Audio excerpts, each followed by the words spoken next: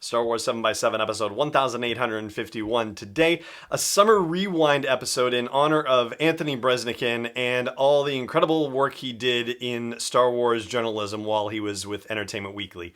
Let's go.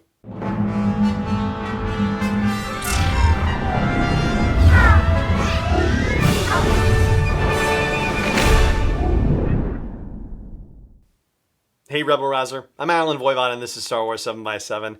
Thank you so much for joining me for this episode, and here's the deal. Earlier this year, Anthony Breznican announced that he was departing Entertainment Weekly, that he would unfortunately no longer be covering the Star Wars galaxy on their behalf, and that's some incredible Star Wars journalism that he provided in addition to the rest of his work as a senior writer for Entertainment Weekly. But the light that he shined on the production of Star Wars movies in this new era was unprecedented. And so in honor of the work that he did, I wanted to share a couple of interviews that I did with him that highlight the depth and breadth of his work and of his insight into the production process, as well as the process of bringing cover stories to Entertainment Weekly that are based on Star Wars. So today is the first of a two-part interview I did with him while I was in Ireland and he was back home in the US in advance of Celebration Europe. And at the time, the Rogue One cover story had just broken. So he talked about what it takes to build a cover story and also some insight into reshoots for the movies and a whole host of other topics. So that's what's on tap for today. It is a longer form interview compared to what you're used to on the podcast. So sit back, relax, and enjoy part one of my interview from June of 2016 with Anthony Breznican, then of Entertainment Weekly. Anthony, thank you so much for joining us for Star Wars 7x7. How are you doing today? I'm doing great. Fantastic. And do I gather correctly that you are not coming across the pond for Star Wars Celebration Europe this year? No, where'd you hear that? That's news to me. I'm booking my flight today. Are you really? Yeah. I had heard that you were not, I think I saw a tweet that said you were not going to be moderating any panels this time, but save a seat for you in the audience. I didn't know if that was tongue-in-cheek or not. No, I'm not moderating anything this year. But I'll be there. No, that wasn't tongue-in-cheek at all. I was serious. Save me a seat. Well, that's fantastic. All right, then I will save you a seat. I got the whole family going, so yeah, we'll just spread all of our stuff out and make sure that you're all taken care of. Have you been looking at what panels you plan on attending? No, I haven't at all. Like I have barely. Like I said, I'm booking my flight today. I'm aware, obviously, when the dates are and all that, and I've talked to various people about some of the things they're planning. But I got to study the schedule and look at some of the other stuff. I've been just up to my eyeballs in Rogue One and a couple of other stories, and another one, kind of top secret project that's not Star Wars related, but I think will be interesting to the same audience. I can't say exactly what that is, but I'm closing that story this week, and then I'll be turning all my attention to Celebration and sorting out my schedule for sure.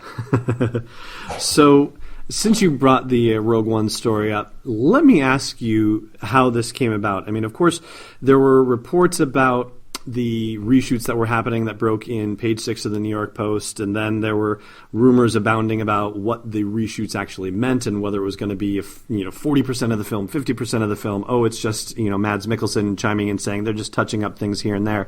So from your perspective, how do you approach this story? I mean, do sources, unnamed as they are, reach out to you, or do you have a list of unnamed sources that you are contacting? How does this work behind the scenes? Well, nobody reaches out to me. I reached out to my own sources when I'd heard actually, frankly, like I challenge anyone to show me the big budget movie that doesn't have reshoots. Like, is there one? I don't think there is. I can't think of one. I don't think so either. Ghostbusters had reshoots. X-Men reshoots. Every one of these big budget event tentpoles has some measure of reshoots. And when somebody says they're built into the schedule, that's not a lie. That's the truth. Like, Captain America, Civil War, they all have some element of reshoots. Now, so I'd heard that for a long time coming that that Rogue One had things they wanted to fix. I don't think that's a big deal. So the thing was, when the New York Post reported that there was this massive upheaval and there were test screenings and that the test screenings went badly, and it was strange coming from that source, from the New York Post, which doesn't typically cover this sort of thing, Right. At least in the Star Wars world. Well, that was, that raised my eyebrow. And I started putting in calls to people I knew who worked on the movie, like, hey, what's going on? And everybody has an NDA and is locked up to varying degrees, and you get a variation of nothing really to say, just the usual thing, and no comment whatsoever. Then, over the next couple days, there were just a lot more reports, and increasingly dire reports, Right. posting online, and, you just sort of run another circuit through all of your sources, and by, I guess it was like maybe Thursday or Friday of that week, people were ready to talk because it was sort of snowballing, and I think it was like, wait a minute. We didn't want to talk about, what we were up to, but all right, at this point, like, people are kind of running away with things. So then I think that initial report, which was full of, anonymous sources for very good reason, that kind of countered some of the magnitude of the other rumors, and really, there never were any test screenings. I think one source told me that, like, basically two people at Disney had seen the movie, Bob Iger and Alan Horn, and so there was no possibility of, like, a broader Disney contingent weighing in on this movie. It just didn't. That's not possible, but that they did have problems with the story, and so that's why I feel the people who were telling me what they told me were telling me the truth, because they were upfront about some of the problems the movie was having. It's having about 5 weeks of reshoots, which is not small. It's not like a week of reshoots. Right. But, the explanation for that was it's a big cast. Not all the cast's reshoot scenes are together. So it's not like you're bringing back 9 people for a couple of days shooting. You're bringing back 2 people and then doing 2 or 3 days with them. Maybe one of those people sticks around and another person joins them, and then they do 2 or 3 days. You know what I mean? So suddenly there's a week and a half for you, Then you have, you bring in a couple of other pairs. So the timing of it and the coordination of it takes a while. Okay, like, that explanation makes sense to me. And then they explained what the problem was, which was they felt like they needed, some of the emotional scenes in the movie needed to have deeper emotional resonance, which is exactly what J.J. Abrams felt The Force Awakens needed when he brought it back for reshoots. So, there a lot of the scenes between Rey and Finn were reshot because they wanted to make it more playful, more fun, more energetic between them. And some of the stuff was reshot with Han Solo and his big emotional scene. Again, just because when they went to edit, they felt like, if I could have an extra piece right here, a little, sometimes just a simple shot, hands grabbing a lightsaber. It's sort of like a writer going through their draft of a book or a short story and saying, like, I think I need to pace this a little better. Add a line here, take out a line of dialogue, and maybe replace it with something new. Well, in film, you can't just retype that. You've got to reshoot it. And big budget films have the means and the resources to do that. So the explanations I was getting from these sources, it added up to me, including that there was no possible way you could reshoot 40% of a big budget film, an effects-heavy film like Rogue One, and have it in theaters by December, because it's not just a matter of meeting the December 16th release date. It's not like a school term paper where you can, like, finish it the night before. Right. You've got to wrap the movie, like, in early fall, September or October, to get the music and the sound design and the sound mix all complete, and the color correction. You know what I mean? Like, there's a whole technical process that happens to a movie after it's quote-unquote finished, once the edit is locked, when the picture is locked. So, to have that, to say that you're going to reshoot 40% of a movie or 50% of a movie in July and have it done by September it's bonkers. So, I put together my report, and I think what it did, it confirmed some things that I don't think anybody knew, which was that Tony Gilroy was now going to be joining and directing some sequences. They described it as second unit work, which it is. Gareth Edwards is still working in the movie. If he had been fired and Tony Gilroy had been brought in, I think, suddenly that's a bigger problem for the movie. But Gareth is still working. When I interviewed him later on about this cover, he was frank. He said, like, yeah, I'm tired because I'm going back tomorrow morning to shoot more stuff. And Tony's working in tandem. So you have these two directors who are trying to, shoot these various different scenes together. And they brought in a guy they trust who they feel is good at dialogue and emotion. So that's the state of things. And in some regards, I think that makes it less dire than some of the really apocalyptic reports. In other cases, I think it's an interesting look at a movie that could be better, and that's trying to be better. So, I'm kind of in the middle about it, personally, opinion-wise. Like, well, it's always better to turn in something that's photo-ready when you write a story. But I respect the process, and, I'm hoping for the best. It sounds like they're trying to make a good film. And you yourself are a writer, not just, a journalist writer, but also a writer. And you work with editors, and so what that process is like. Well, sure. I mean, at a very intimate level. It's like, I think George Carlin had a routine, and he doesn't understand how any writer could commit suicide. Like, how would they ever make it past the draft of the note? Like, they keep coming back. Make it a little better, So, what do you think of it? I'm curious your thoughts. I've been trying to sample other people's opinions of this. It's funny because you have to trust your sources. You have to trust what you're hearing. And you can doubt your sources, too, if you're like, come on, that doesn't add up. It just doesn't make sense. But what I'm hearing, what I'm reporting, I feel like, I don't know, doesn't that make sense to people? It makes sense to me.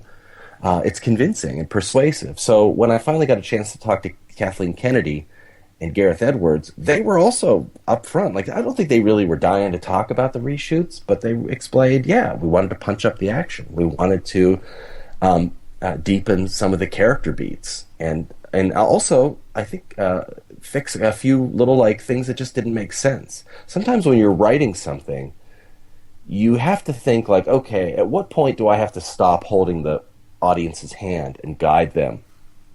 At what point do I trust the audience to make the narrative leaps with me? And sometimes you trust them too much, and then you show the film to some people who go, I don't understand how they got from point A to point B, or what the motivation is here. And then you've got to go back and say, okay, well, maybe we do have to explain that more. So they're actually little just sort of plot points that they needed to clarify. So I give them kudos for at least being willing to field the questions from me, because it'd be very easy to say, we don't talk about that, or, no comment, or we're not going to talk about the process of making the film, or, it's no big deal, there's nothing to it. I think anybody who's working on a film wants to protect it, and certainly they're trying to say, people who are panicking over the movie don't need to panic. We're going to do the best we can here. But, they're putting an element of spin on it. Sure, they're putting the best foot forward, but their explanation also makes sense. What do you think? Well, let me ask you one follow-up question before I get into that, which is, does that mean that the Rogue One cover story that broke, with all the photos and all the additional information that is unrelated to the reshoots, was that already on the docket? Had that been scheduled, and it just happened that the story about the reshoots breaking sort of dovetailed with this planned editorial calendar situation, and it got all woven in together? The story about the reshoots breaking happened in the midst of my reporting for this. So, are you asking, did we get the cover story because we wrote about the reshoots?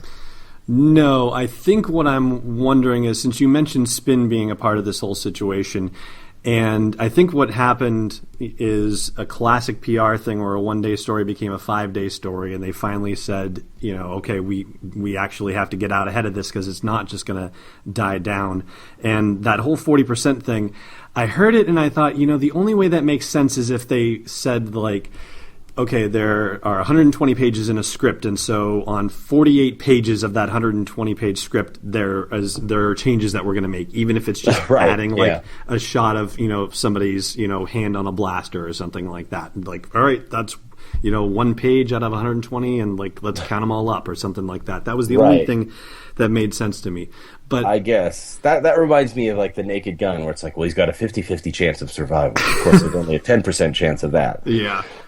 No, but I can tell you the cover story was in the works for months. I mean, we've been talking about making a Rogue One cover probably since Rogue One has been announced. But initially, I was hoping we would do it in March or April ahead of the trailer. Okay.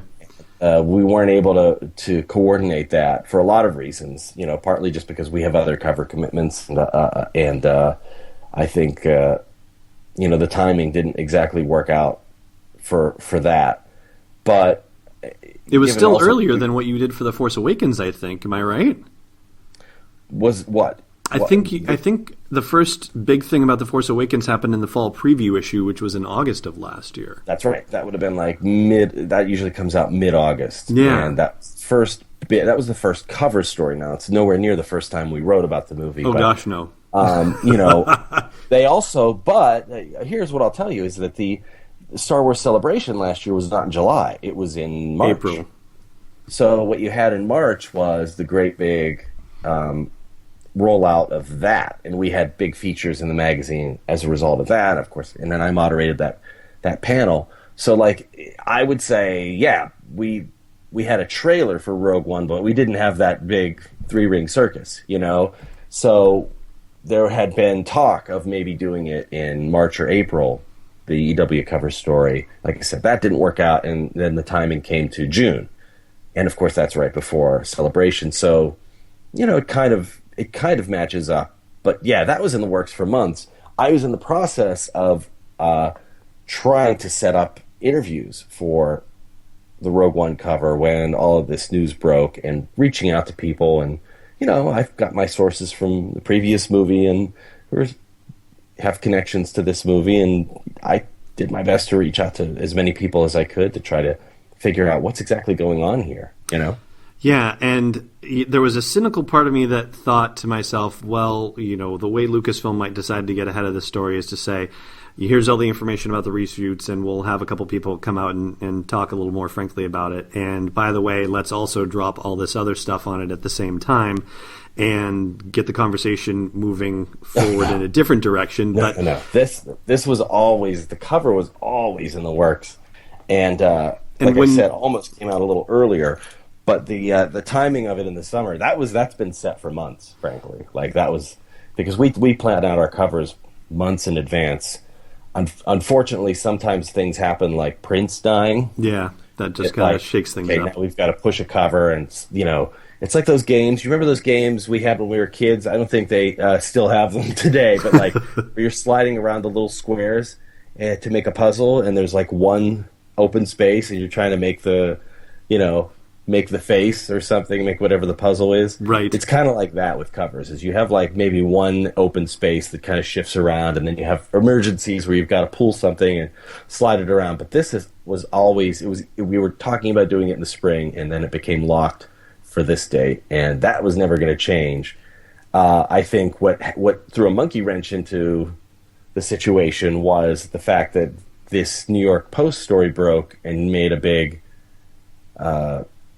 stink about reshoots that got snatched up. I suspect what happened is a lot of people had heard rumors that there were things that didn't quite click in the movie, and then when the New York Post posted its thing, suddenly everybody ran to the internet with those. Right. Or they called people they thought were in the know who heard I heard Felicity Jones isn't going to be available for 8 weeks in the summer, or whatever. I don't know. Mm-hmm. Oh, okay. Well, then maybe that means there are 8 weeks of shooting. You know what I mean? No, maybe she's got other commitments or is going away and just isn't available. That's how a lot of these rumors spread, is an agent finds out that an actor isn't available or they're doing reshoots, and they tell a filmmaker, and the filmmaker tells somebody, and that makes its way to a journalist. And I think I think there was a big game of telephone happening with this. And what kind of pissed me off actually is like I'm here trying to talk to primary sources, and then you have like kind of rumor regurgitation sites Yep. that really don't interview anyone, never go on a set visit, never actually sit down and have a conversation with anybody on a movie at any point in the production or during the release, who are then suddenly acting like they're in the know about something, you know? And I'm not talking about any of the primary reports on this, because I think those guys are all pretty solid and have their contacts, like Making Star Wars. I throw no shade at them. I respect what they do. Mm-hmm. I think they get a lot of stuff, a lot of good stuff, a lot of really solid scoops. New York Post is kind of a wacky newspaper, but okay. But I think there are some that really, you know, and again, I'm not going to name names because I just don't want to get into a shit slinging contest with anybody. But there are some that just all they do is wake up in the morning and go to other news sites and then kind of loot and pilfer their writing, you know, and they're going to go and say, well, I don't believe this report. Well, okay, well then don't pick it up, you know, and but at the same time, like, you're not really talking to anybody, so don't act like you're in the know just because you have the Stephen Colbert truthiness vibe. Like, this feels truthy to me. Like, I'm going to believe the worst in this movie, and anything that counters that has to be spin. Like, come on. I was very heartened that people like Drew McWeeny and others, you know, who actually have connections to the geek movie world and the people who make these movies, not just the people who opine about them, backed up my report and said that sounds about legit from what they're hearing. So, yeah, I stand by everything. I mean, have I ever led you guys astray? I would say no, and I'm absolutely grateful for that. I don't report anything unless it's 100% dead to rights. I hear rumors about somebody's casting, or I hear about a project that's maybe 50% or 60%. Like, I'm not going to stick my name out there on it because there's too much terrible reporting out there where people are trying to get casting scoops on each other in the trades, and they're reporting Johnny Depp's going to be in this Wes Anderson movie. Well, that didn't happen. Mm-hmm. And you can get so far ahead of yourself that you fall right off a cliff. So I am very careful that I don't report anything unless I'm 100% sure of it. And you know, I think that served me well, because if I print it, you can count on it. And I think the thing that sold it for me, like, finally, and put whatever cynicism to bed, was that after I read the final cover package on Rogue One, and I looked back at the initial stories that you had posted, or that EW posted from you, about the reshoots, and what I imagined happened was, as you said, you know, you had been working on this whole cover package for months, and the reshoots came up, and you started talking to them about that. It read as though, upon going back for it, that you were actually picking stuff out of the work in progress and sharing that information as the counter to the whole rumor and gossip, telephone mongering sort of situation. Oh, nah, not really. Like, it was more like, I hadn't talked to any of the quoted sources yet in the cover story that we did. Oh, really? Okay. And like, I was reaching out at that point. I was scheduling some things, but I hadn't actually done maybe like one or two, and then I started, but not like Kathy or Gareth at that point. So, like, I was reaching out to other people I know. I'm not going to, and this is where I'm just going to have to say, like, I got to throw up a wall and protect the people who talk to me because they're sticking their necks out. But, you know, I start reaching out and saying, like, okay, so what's going on? Because I'm about to do this cover story. What am I walking into? Like, what's the state of this movie?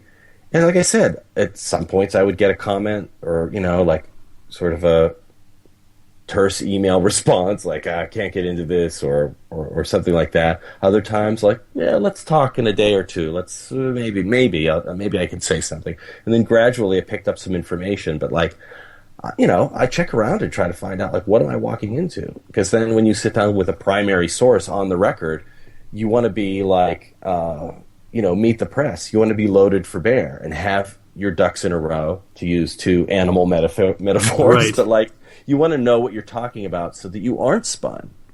so that you can say, but wait a minute, I'm hearing you guys are working for 3 months reshooting this movie. What do you mean it's 5 weeks?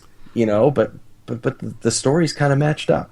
Right. I think that's also what I find in this business is if you report the truth and you're fair, even if there's something you get out there that people don't want written about, like I'm sure, they would rather have had people not talk about the reshoot situation. But as long as you're fair about it, it's sort of like, okay, fair and square. You got us. You scooped some news. You found out about Tony Gilroy. And there's no hard feelings over that because you were fair, right? Fair is fair. Mm-hmm. It's when you say, well, I heard Christopher McQuarrie is working on this movie. And everybody tells you, including Christopher McQuarrie, I did some rewrites like months and months ago, like on the script before shooting, but no, I'm not working on it. And you insist, like, to me, that's what's baffling is like, you have these stories that have like gigantic holes in them. Like they didn't have test screenings. Christopher McQuarrie is not working on the movie. And no one asked him about it. People are clinging to those reports as if they're gospel. And it's like, they've already been shot full of holes. Like, why are you doubting the one story that hasn't been assailed by anybody, like that hasn't been questioned, or at least not that it hasn't been questioned, but that it holds up. So, I don't know what to say about it, but I find it curious that people really want this movie to go down. I find it a curious way for fans to behave, especially. I'm just surprised that the people who are gunning for it are not more. I just hoping it turns out all right. Well, what do you make of that? As somebody who's in the fan community, I do think that that people are getting really nervous about Disney handling the whole Star Wars franchise, and there's definitely a segment of the fan base that is, for as much as people didn't like the prequels, or at least a certain segment of the fan base didn't like the prequels, they almost feel as though, well, Lucas is better than Disney. Like, we'd rather have Lucas back than have Disney have their hands on it, and that Disney is now going to saturate the market with it, and that they're going into all these new avenues that, maybe we don't want them to go through because we wanted it to be the saga movies and for it to be special and to be important and to be scarce and, to only come out like a couple of times every 10, 15 years or something like that.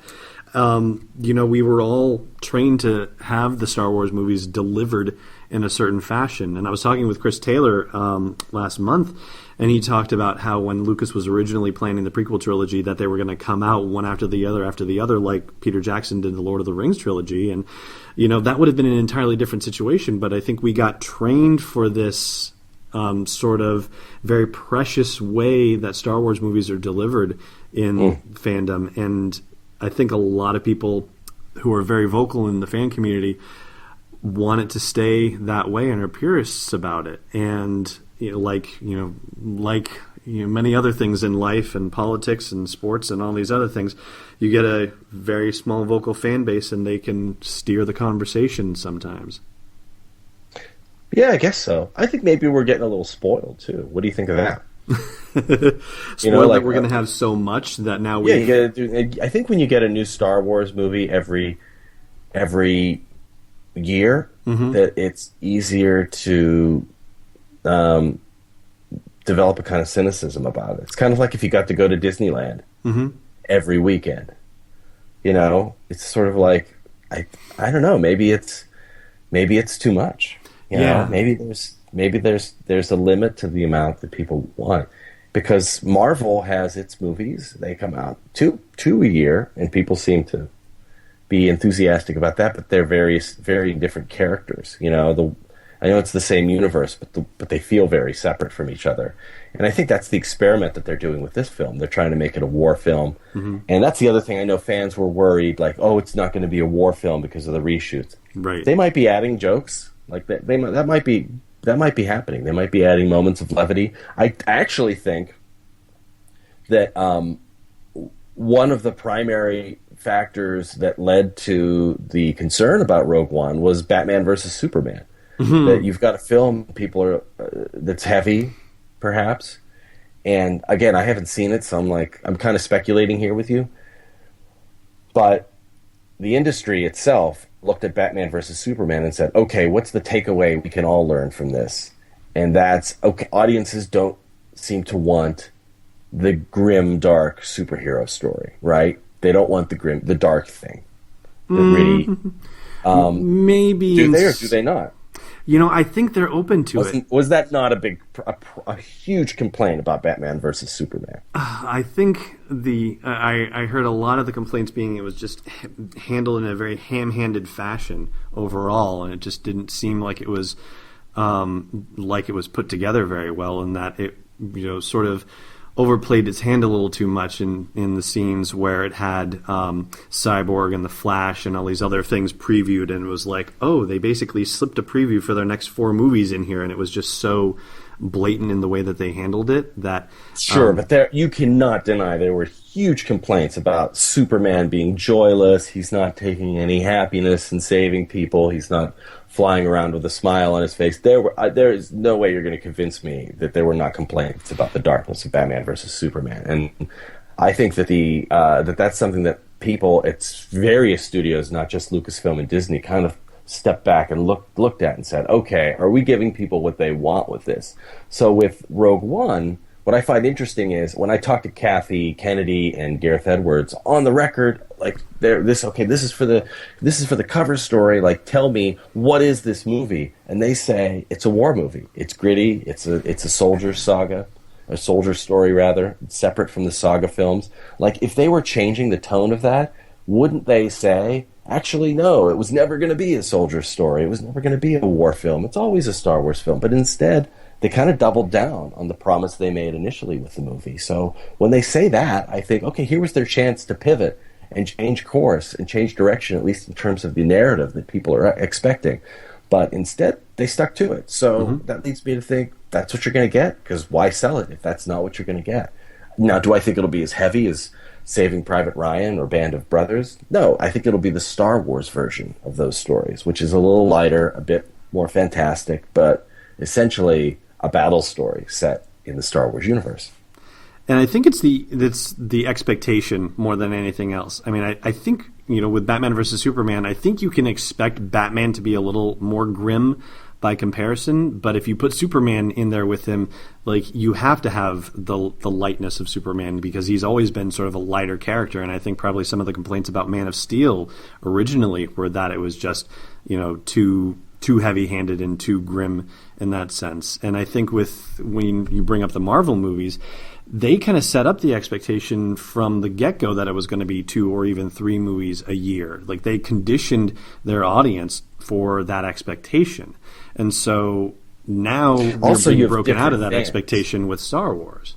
You have different fans in Marvel, where some people really love Iron Man and, say, Captain America, but aren't so into Thor. Other people like Thor more than Ant-Man. Everybody loves Guardians of the Galaxy, but that one is wildly different from the rest of the films and the connectivity. And then you've got the Avengers films, which bring together all of the fans. You know what I mean? So you're almost targeting different little fandoms that coalesce in one of those Venn diagrams at a number of different points. So Star Wars is treading interesting ground. They're trying to give us more of what we love, and the trick is to make sure that we keep loving it. And now they're going to try and go potentially with the reverse direction by breaking out Han Solo into his movie in 2018, I guess that's happening.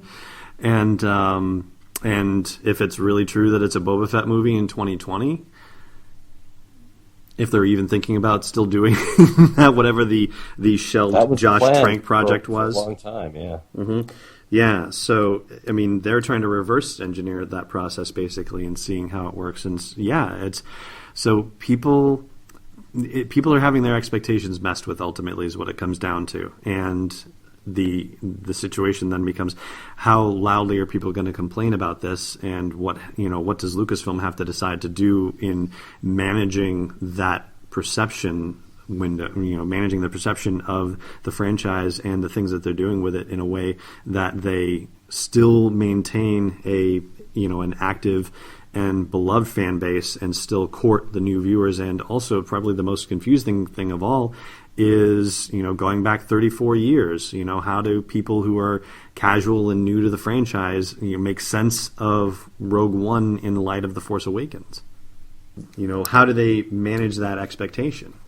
Well, that's always a challenge that I face too when I write about these things, because you're speaking to two different groups: the diehard fans who know everything and read every book and are totally up on the canon and the history and what's not canon anymore, and then there's the audience that's very casual about Star Wars, that likes the movies, and also people who are new. I think as we get older, we assume everybody is fully versed, and if you're 7-8 years old, you haven't existed at a time when Star Wars movies were coming out, and now you have The Force Awakens, and now you have Rogue One. So I think every time I write one of these stories, I try to be conscious of that, and I think in print we try very hard to just sort of be very open and accessible to people who are not well versed in the universe. And then online, we do a much deeper dive into specific things like Saw Gerrera and other elements of the story. Mon Mothma is another example of a character I really wanted to explore that I knew the fans would like, who's in Return of the Jedi for what, like 5 minutes? Right. If that. Mm-hmm. And, I think, the studio, you'd have to ask them about their marketing plan. I don't really know. I'm not privy to that kind of thing. But, yeah, you've got to bring in as many people as possible, and to have the kind of box office numbers that these movies need in order to be viable, and to break the kind of records that The Force Awakens broke. You don't do that with any diehard fan. You've got to have people from all walks of life and all levels of experience with this franchise coming into it. So, yeah, I think the goal with the spin-off films, the standalone films, is undoubtedly bring in the people who are casual Star Wars fans, just like Marvel has done with people who are maybe not even comic book fans at all, but just like the movies. So, that's what we're going to get with this film. This episode is brought to you by Constant Contact, the premier email marketing solution for small businesses and organizations. I've used their service since 2003, and over the past decade and a half, I've watched them evolve, make the product simpler, more powerful, easy to use, and do everything that they can to help train people to use the product more effectively and for it to work with other forms of marketing like social media, for example. So check out sw7x7.com/email to learn more about Constant Contact and start a free trial. Once again, that is sw7x7.com/email for a free trial. Welcome back. All right, so tomorrow is going to be part 2 of the interview with Anthony Breznican, where he will talk about, among other things, the hosting gig that he did for the Force Awakens panel at Celebration Anaheim, and a lot of other stuff too. And on Wednesday, I'm going to share the interview that I did with him at Celebration Orlando in 2017, where he shared his favorite Star Wars memory. But for today, though, that is going to do it for today's show. Thank you so much for joining me for it, as always, and may the Force be with you, wherever in the world you may be. This podcast is not endorsed or sponsored yet by Lucasfilm Limited, Disney, or 20th Century Fox. It is intended for entertainment and information purposes only. Star Wars, the Star Wars logo, all names and pictures of Star Wars characters, vehicles, and any other related Star Wars items are registered trademarks and/or copyrights of Lucasfilm Limited or their respective trademark and copyright holders. May the Force be with them. All original content is copyright 2019 by Star Wars 7x7. We hope you love it.